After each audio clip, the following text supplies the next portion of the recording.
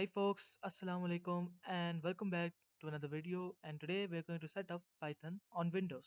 So let's begin. Okay, so here we are on the Python website, and the first and foremost step would be downloading the latest version. But a side note to it is that some of the modules and packages in Python support a previous version. So later on in your developing career, you are going to encounter some problems with the latest version. So remember that there are pre-releases stored on the website.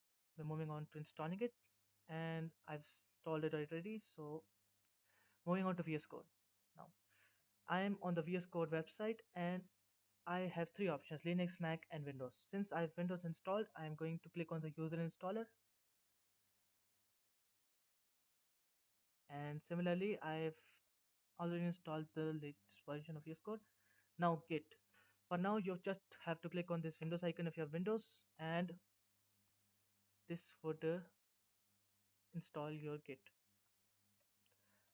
Similarly, I've already installed it, and as to also install GitHub Desktop. Now we're moving on to the downloads folder.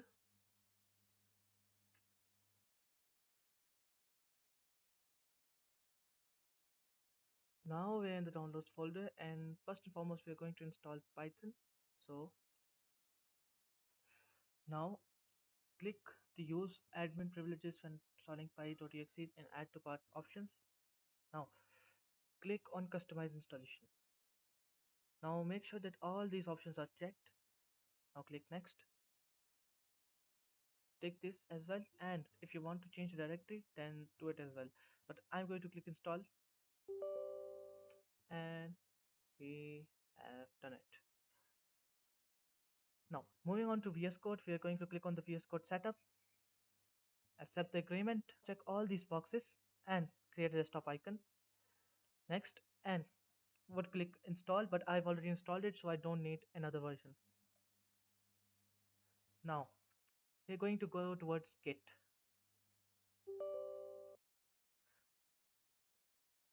Now Git is a very important service that we as developers use to control code versions and code bases.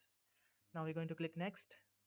You have to keep the settings as they are, and always take the recommended ones unless and until you know what you're doing.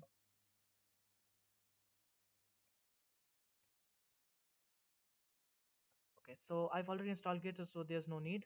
Okay, so finally there's GitHub Desktop. Now GitHub Desktop is a whole other story. You have to wait for it to install, and then you have to go to GitHub, and now as you can see, I'm at the GitHub official website, and all I have to do is click sign up if you're new to GitHub, and would fill in the requisite details: username, country, region, etc., and would take this and would click continue, and then you would have to just do a little sign up, and you're good to go. Now when you've completed the setup, there would be a prompt to sign up in sign up to github.com. You have to click that, and you would have a dialog box like this. So all you have to do is fill in the email address and password and so on and so forth. Now you have to come to your desktop and would make a folder like this called test. And if you've completed the VS Code setup like I did, so you're going to have an option like this: open with code. Click this. Now since I've already set up VS Code on my system, I already have an interface. So you're not going to have something like this, but you're going to have a rather tutorial pop-up. So all you have to do is create a file main.py, and you guys have to understand that .py is a file extension. This file extension needs to be placed every time so that editor realizes that it's a Python file. Now I've created a Python file, and we will be writing code. Just we have to install some extensions for this. So if you're new to VS Code, then you have to go to the extensions tab and would have to click extension tab, and the search bar you have to type Python, and it would take a while and then give you a Python extension pack. This Python extension pack is necessary for Python development. So all you have to do is click on install button. I've already installed it, so there should be an install button right here. And then you have to install Code Runner. It is a general extension that runs every type of code on VS Code. So what I have to do is install it. I have already installed it, so there should be an install button right here. Now you have to go into the settings and type in the search for Code Runner. Now since I've already configured Python on my local system, the code is executed in the terminal. But at yours, if you're new to Python and have just installed VS Code and Code Runner, you're going to have the output in this output terminal. But this output terminal is not what we need. We need it to print in this terminal. So for this, we're going to come here and take this run in terminal setting. After that, what you're going to do is come to the search bar again and would type autosave and would see an option like this. You have to click after delay.